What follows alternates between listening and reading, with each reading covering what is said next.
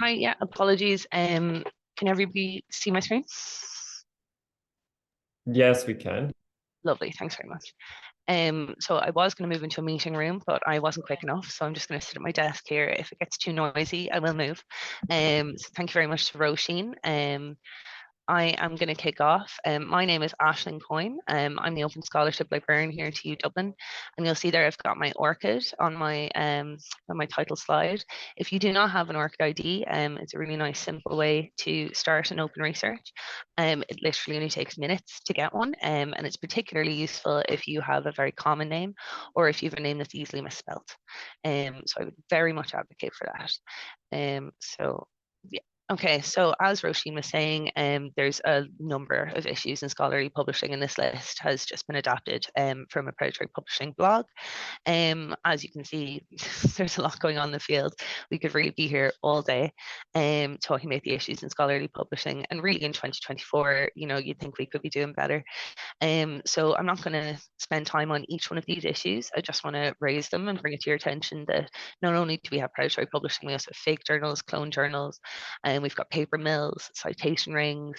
There's people authoring too many papers, also known as salami slicing, and people not acknowledging help received, which is becoming a bigger and bigger issue. The credit taxonomy is your friend there. Fake impact metrics, often associated with predatory and questionable publishing. Use and misuse of AI is absolutely rampant and huge right now. The peer review system is just demonstrably not fit for purpose, and plagiarism, which in some cases can be exposed by open access. So as Roisin said, I am going to give you an example of predatory publishing we have in TU Dublin. So I have permission to share this from the early career researcher who sent it on to me. So she was actually forwarded this email from her supervisor from her PhD at another institution. She had graduated from that PhD and had come to TU Dublin to work as a postdoc. While here, she was forwarded this email saying, I don't have time for this, but this looks like a great opportunity. So thankfully, this postdoc had been at one of my sessions, and her spidey senses tingled, her red flags went up, and she forwarded this email on to me. She said, Aisling, I just getting a bad feeling about this, but I trust my supervisor. Would you mind having a quick look into it? So I said, of course, absolutely. Rolled my sleeves up. Love doing this. So as you can see, sort of like very obvious, it's not addressed to anybody, so it just says greetings. If you're inviting somebody to join your journal as an editor board member, you absolutely know their name. You should also know their research background, their research interests, so on. Like if you're approaching somebody for something like that, you will know their name, right? So any email that is not actually addressed to you, named you can pretty much be sure is just phishing. So this journal is looking for prominent researchers and physicians like in the field of stroke research. Surely they should have done some research in that regard. To be a member of the editorial board, to convey finest medical. Now, I appreciate English may not be everyone's first language, but the word "the" should go in there. So that's just like a small, teeny tiny flag that we're dealing with something maybe untoward. And then this next sentence, this is very egregious. To confirm your willingness to be part of the editorial board for Journal of. So we've said journal 3 times there in that one sentence, really filling me with confidence. I don't know about you. So yeah, and then kind of subtle, the name Lisa Matthew has actually been written in here in a different font. So what this tells me is that this is a template email. Somebody who does not have a fantastic grasp of English has created and is just mass sending out. It's just sending it to as many people as possible, just hoping to get a couple of bites. So not only did I look into this email, I also just decided I would go check out the publisher on their website itself. Please do not go on this website yourself, because first and foremost, it's not secure. It didn't have a security certificate, which massive red flag in this day and age. And I can't prove it, but I believe that all the photographs of the editorial boards available on that website were AI generated. There's no real way for me to prove that unless all of them had their hands in the photo. So then when you go to their contact information, they've got a sentence that really just, fills me with confidence. We are professionals, because that's how professionals speak, and that's how you're dealing with a professional. They tell you we're professionals, and don't hesitate to contact with us. for any kind of information. I mean, that's just a really strange way to say that. Just again, sort of just spidey sense. So then they've actually provided an address and a telephone number, and I decided to check out the address on Google Maps, and it is a shopping centre in the state of Maryland, which highly doubt publishers working out of there. And the phone number, which they gave, is actually for a different state in America. So I'm going to go out on a limb here and say that this is predatory publication, that this is illegitimate, not real. And so I wrote her a massive email in response, you know, with all of my opinions and stuff I'd found out, and advised her not to go for it. But of course, it is always your prerogative before you publish. I'm never going to be prescriptive like that. So just kind of final thoughts, just kind of round this all off. You know, be wary. Like, it's like scam emails, scammers, you know, they're out there. They're just trying to get one over. They're trying to make money. They're unscrupulous. They will behave unscrupulously. It's another big part of the reason why any advice we give, you know, at a certain point, they're just going to work around, you know, so it's whack-a-mole, and it's quite Sisyphean in that, you know, this will continue for as long as publishing is a thing, and as long as there is money in publishing, this will continue. So as Roisin mentioned, use think, check, submit, and think, check, attend. These are kind of like forms that you fill in, and sort of like gives you a good guide as to whether or not it's legit. But then just kind of generally look at where an email is coming from. Is it a Gmail? Weirdly enough, a lot of the predatory publications come from Gmails. I'd say a big part of that is that anybody can set up a Gmail at any time, you know, but if it's not an institution or a journal or some kind of legitimate email address, then you know, I'd be wary. Just like in the example, you know, check spelling, check grammar, check names, check fonts. You know, does it look like it's a template that's just been copied and pasted? Then onto the website, is the website sketchy? You know, is there an in-your-face WhatsApp number? This is actually something I've noticed in, I'd say, probably the last 4 months, is that predatory journals and conferences are starting to put a big flashing WhatsApp number in the top right-hand corner of the page. And what's particularly concerning about that is that if you are communicating with a publisher via email, you have a copy of that entire chain, and there's nothing they can do to prevent you from accessing that copy. You have that copy indefinitely. However, if you're communicating with them on WhatsApp and they delete the chat and block you, you may not have access to that information again. So you could have paid these people money and they can block you, delete all the messages, and what recourse do you have? You know, so it's especially concerning that the rise of WhatsApp numbers for these groups. So then do the identifiers check out? You know, they will say that they have ISSNs, that they have DOIs, you know, they're indexed by the DOAJ, whatever the case may be. It can say all that, but is it true? You know, you actually unfortunately do need to go around and check these things. If you get asked to contribute to a special issue and you have to pay considerable APC, that's really problematic. And if a conference costs more to present at than to attend, serious red flags. I had a case of that recently. So then just kind of 2 final points is that if you have published with a predatory journal, don't panic. Okay, the work still stands. You're just going to have to move on, draw a line under it, but you cannot submit the same paper again. And then if you've referenced a predatory publication, this is something that somebody came up to me when I spoke on this at the Academic Integrity Conference in October in Galway. Somebody really, like, quite stressed out, came up to me and said, oh my God, like, what if I have referenced a predatory publication? Like, is that really going to affect me? No. Okay, don't panic. Examine how that happened and keep that in mind moving forward. Roisin, who just spoke to you, is an expert at search strategy, and there will be an expert in search strategy at all of your institutions as well. Contact your library. Examine how that happens. See if you can improve your search strategy. See if there's a way that you can prevent this happening again. But you know, you're just going to have to deal with it. You're just going to have to move on. The answer is due diligence. And remember, you can always contact me. You can always contact Roisin. You can always contact us. We're always available to you. So with that in mind, the library research team in TU Dublin, and just kind of a quick romp around and explain everybody. So we have a data librarian, that's Jared Conley. Jared's covering all things data, open data, research data management plans, DMPs, data curation, data outputs, queries in that entire space. And then you've met Roisin. You know what Roisin covers, and she's swiftly becoming our AI expert, by the way, from AI use and misuse, as we know, is an issue in scholarly publishing.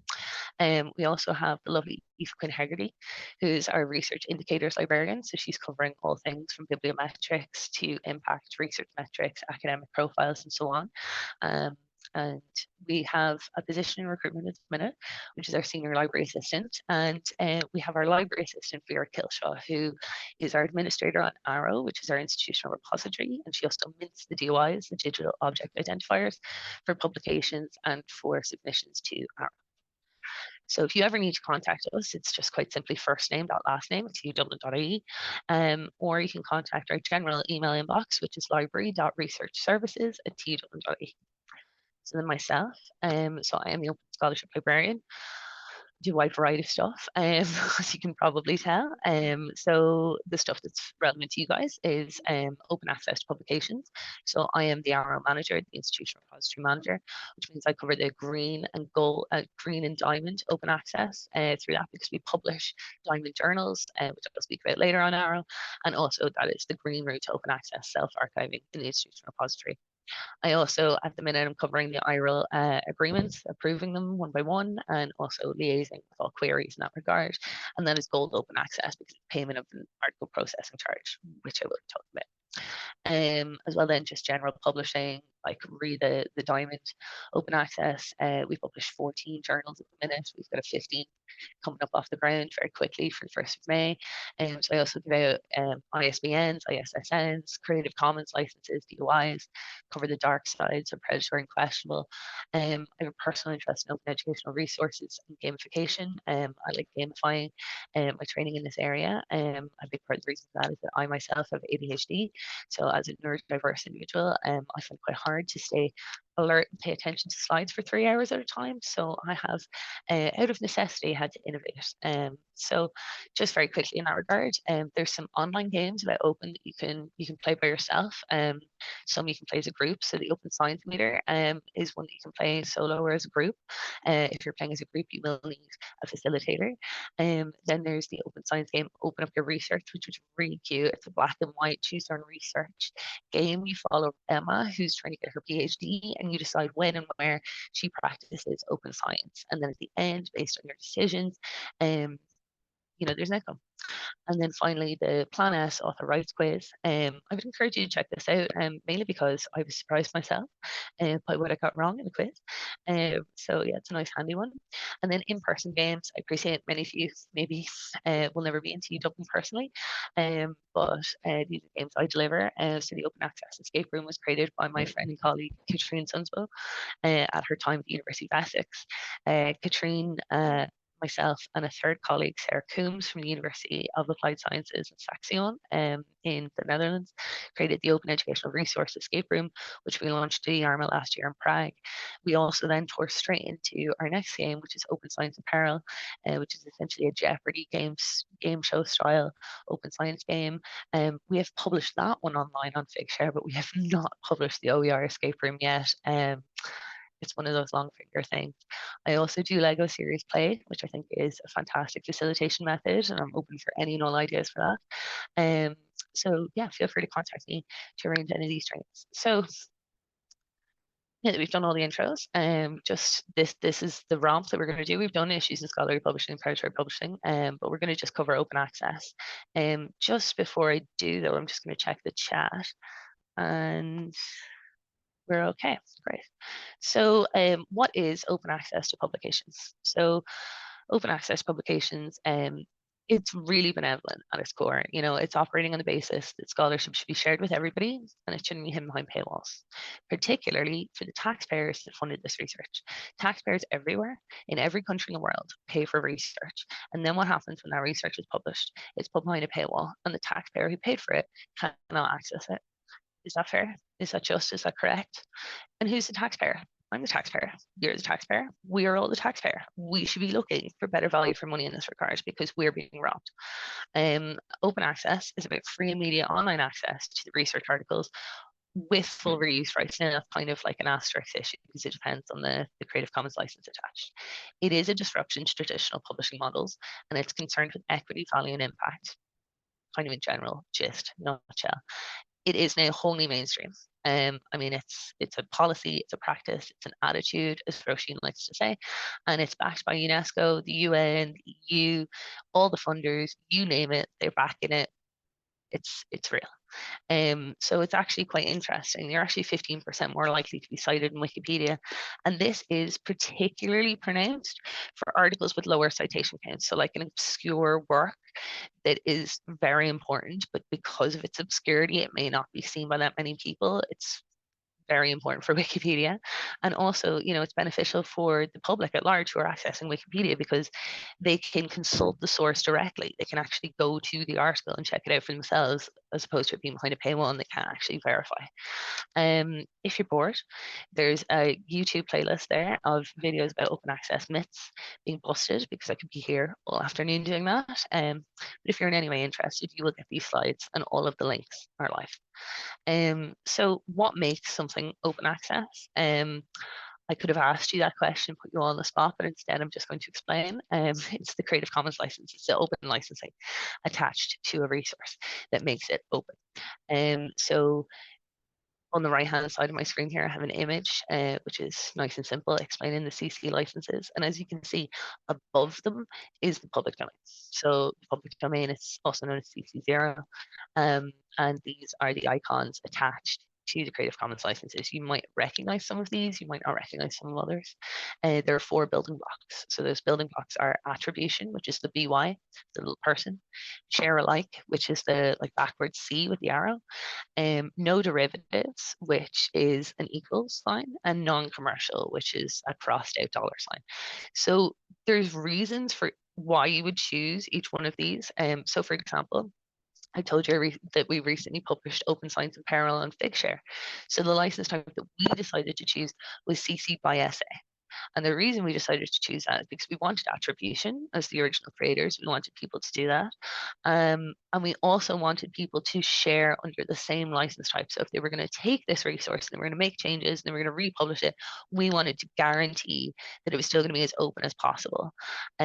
So that's why we chose that license type. We could have by rights put it in the public domain. We could have given it a CC BY license. We could have also attached non-commercial, but we didn't. That's the conversation we had, and that's what we chose. And I would encourage you, any time that you are publishing, people, you look at the license types and think, what are we trying to achieve with dissemination here? Because importantly, dissemination is about communicating with your peers and other people in your discipline, and communication is about communicating with the public at large.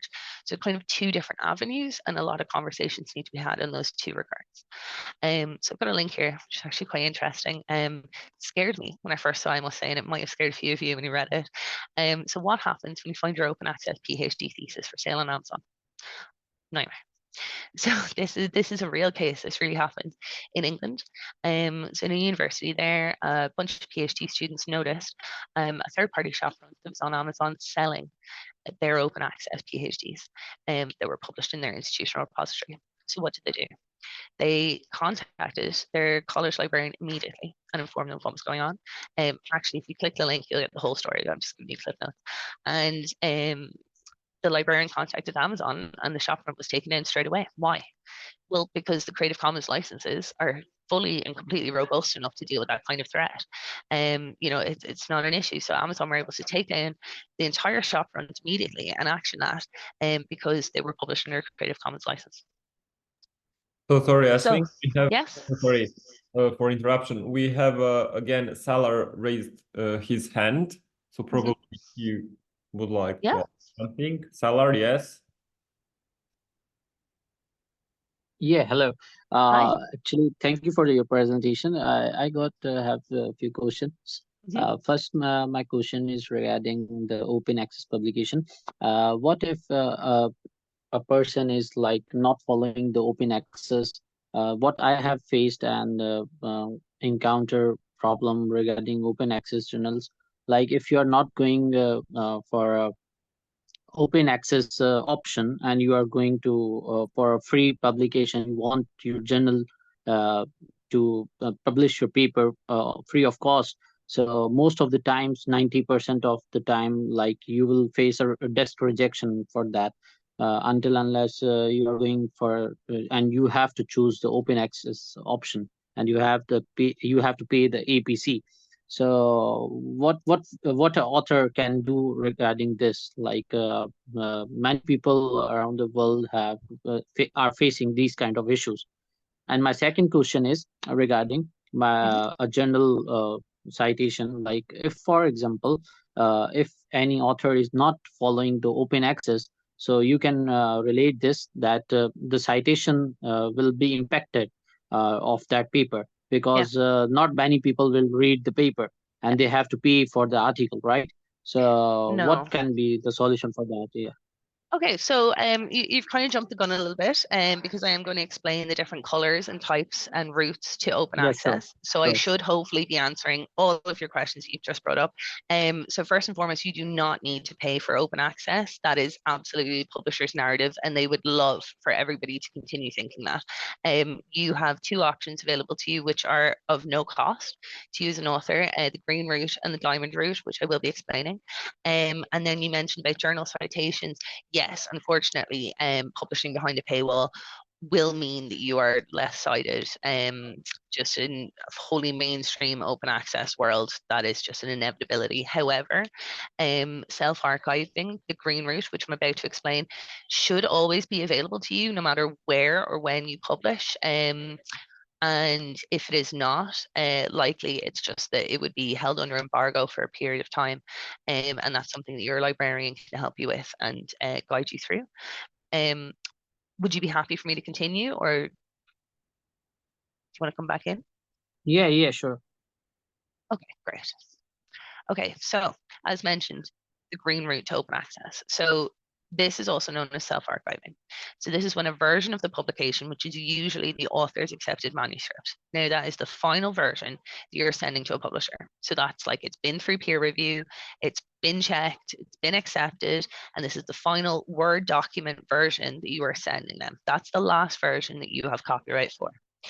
Once they change, once they format it and make it look lovely and put it into their style and so on, that's theirs. That's now no longer yours.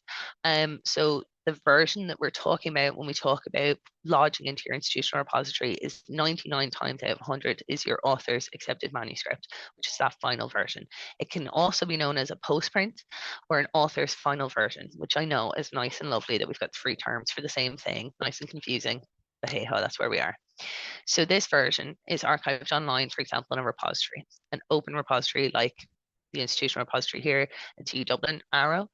It does not include any of the work typically carried out by the publisher, so like copy editing, proofreading, typesetting, indexing, metadata tagging, marketing, or distribution, because it is the last version that you send them. It's truly your content and none of the fancy stuff. So that version I've explained here through this infographic.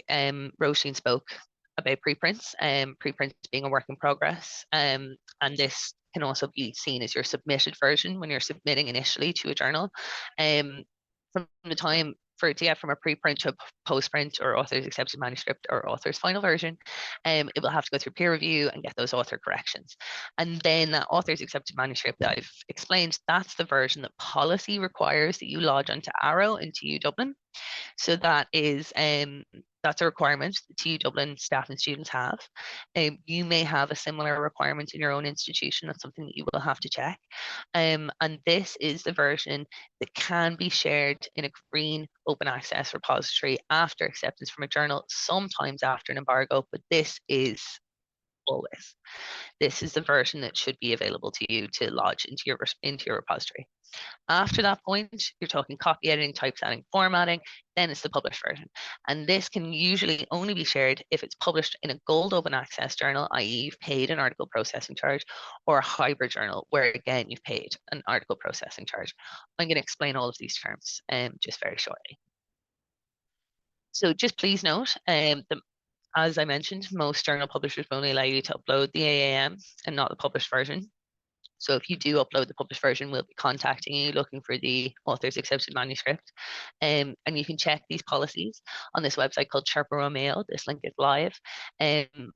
It can be a little bit confusing. We can always for you a scenario, but teach a man a fish. Authors are reminded that copyright of your material is a valuable property right, and you should be very reluctant to give this away to publishers. At the very least, you should always be seeking permission to lodge a copy of your material on Arrow, which is our institutional repository, or your own repository yourself if you're somewhere else. Contact your publisher if you're in doubt. Start an email chain, create a paper trail. There's absolutely nothing wrong with asking a question. And this is all subject to landscape and journal policy changes. So unfortunately, just have that little asterisk. So then the gold route, this is the paying for open access. This is the route of open access that genuinely the publishers wish was the only way that you knew about. So it's immediate open access by the journal or book publisher. And in most cases, nearly every single time, a fee is charged. This fee is known as an article processing charge, which I'm going to go into in the next slide. Copyright may be retained by the author, and permission barriers to share or reuse are generally removed. So it could be a CC BY license, which is one of the freest Creative Commons licenses, and an embargo may apply on the work. So an embargo is when a work is unable to be released for a period of time because publishers dictated that. So an article processing charge. This is a one-off payment. And okay, yeah, no problem, Sana. I'm sure you can view the recording. A one-off payment to cover the cost of publishing service in gold or hybrid open access journals. This APC is paid either by the author, the funder, the institution, or the employer. It's payable when your manuscript is accepted, but before it's published. So of course, while they have you in the palm of their hands, just waiting to be published, that's when they want this money from you. Paying this fee means your research is open access at point of publication, i.e. on the publisher's website. So for example, if you're publishing with Elsevier, it's on Elsevier's website, Taylor and Francis's website, the journal website, boom, anybody with an internet connection can go to it and access your article. That's what they're talking about. The fees vary by journal. They can vary wildly. Funding may be available through the IRL agreement if you're a current staff or student of TU Dublin. And the average cost of an APC is €2,000 to €2,500 per paper. And they can go all the way up to €11,000, and that's in Springer Nature. So, I mean, I'm sure you can see yourself, it does not need to be explained to you, how problematic that is for science, like how stultifying that is and how inequitable, in my opinion, that's a huge amount of money. A lot of researchers in Ireland don't have access to that kind of money for each paper. Can you imagine what it's like for somebody in the global south or an independent researcher who doesn't have an institution behind them? It's in my opinion, terrible for science. There's questions, are APCs equitable? If you really want to go off on a mad tangent, go down that rabbit hole, I would encourage it. As a current staff or student of TU Dublin, you've access to the IRL deals, which cover APCs and selected titles. And please contact me for more information on that. Just while I have you and I'm on my soapbox, APCs are rising in cost year on year. It's only going one way and that's up. And in particular, the mixed model, hybrid journals, their fees are just skyrocketing year on year. More fees, more problems, to quote a famous rapper. The APC barrier and its effect on stratification open access publishing, it's huge. Author-facing charges present a barrier to publication. It reduces the pool of knowledge that enters the scientific record. It's just so bad for science. It doesn't support bibliodiversity. So bibliodiversity is a term that means cultural diversity applied to the world of books.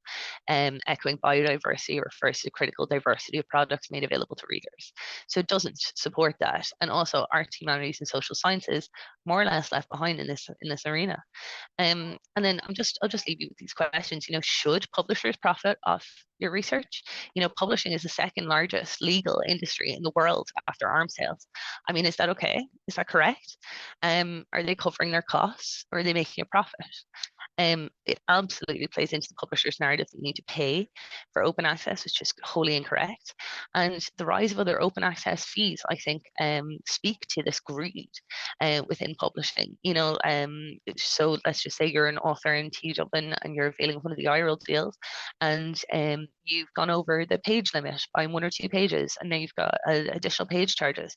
We do not cover that. we do not cover any other additional fees. We only support APCs through the IRL agreements. So, you know, it's getting more and more expensive to go down this road. So quick note on hybrid. I've mentioned it kind of once or twice. So hybrid is usually applied to journals. It can also be applied to books. A hybrid journal is a subscription journal. So more or less traditionally, journals were financially supported by subscriptions from libraries, from institutions, from funders, from people who would pay subscriptions to a particular journal or to a bunch of journals. And then when open access came along, that model was done away with. However, hybrid journals continue to charge subscriptions, continue with the traditional model, and they allow open access upon payment of a fee, an article processing charge. So this model has attracted particular criticism for its expense and its vulnerability to abuses such as double dipping.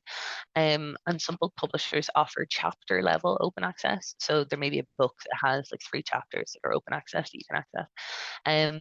And these are sometimes referred to as hybrid books. So just remember, you do not need to pay an APC. It's not the only way to make your work open access. It may not be wise to target a journal just because it's on the IRL agreements list, and lodging your author's accepted manuscript into Arrow or wherever your institutional repository is will satisfy policy and green open access, meaning that there is an open access version of your work available. So finally, the last route I'm going to talk about is the diamond route open access. So this is very much the pure evangelical route. So this is immediate open access. So this is on the journal's website to anybody with an internet connection without payment of a fee. There's no APCs here. Copyright may be retained by the author, permission barriers to share or reuse are removed. So it's generally a CC BY license. So a lot of people when they hear this, they go, but how? Who's making money? How are these journals able to continue? Well, a lot of the time it's because they're faculty led, they're institution supported, and they just run on cost. They don't make any money. So how would you find a diamond publisher? How do you find an open access publisher that does not charge these APCs and it's going to be open access at point of publication? Well, there's a directory of open access journals, which is an incredibly legitimate directory. They actually, in 2013, they threw out their entire index because they only had 6 criteria and they made them all reapply with the new 32 criteria. So they're a very, very legitimate directory. They regularly kick journals out. They actually have an open spreadsheet that you can download, which gives you the reason why a journal was removed from their listing, which can and may be important. You can publish with TU Dublin.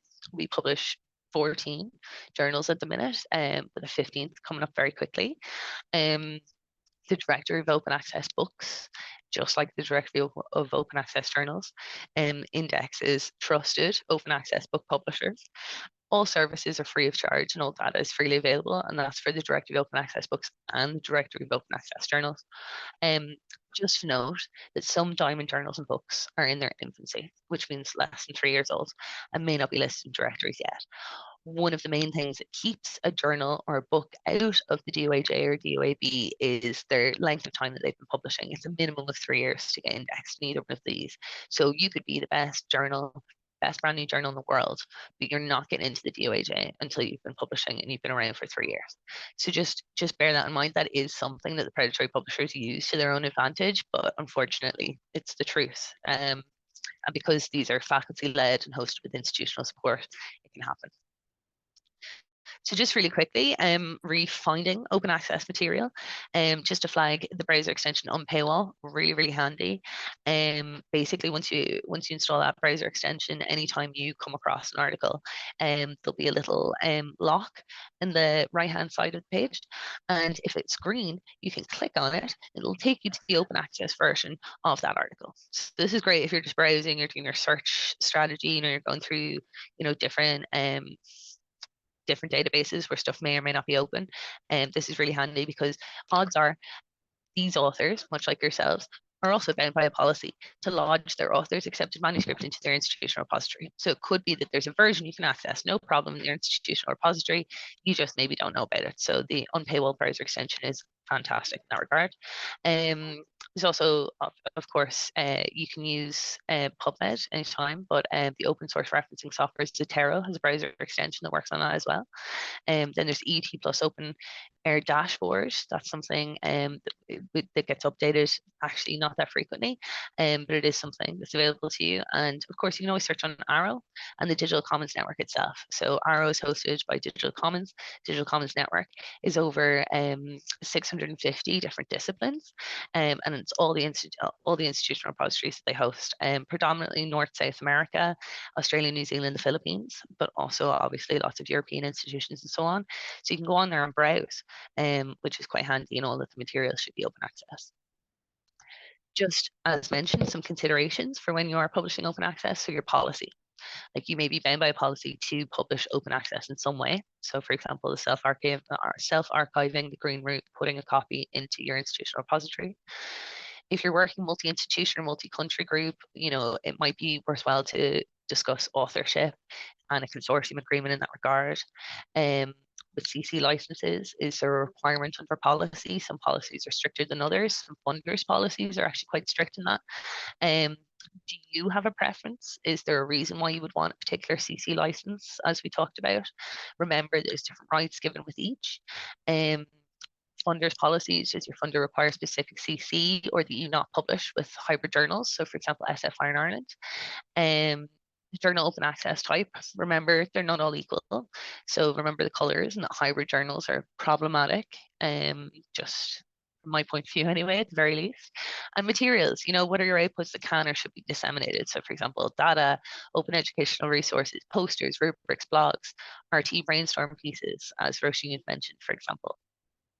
And then finally, what are your other publishable outputs? So stuff like arts performances, conceptual designs, music scores, video, games, all other non-traditional research outputs can and should be shared, so they can be showcased and tracked, and so you can get some metrics on them.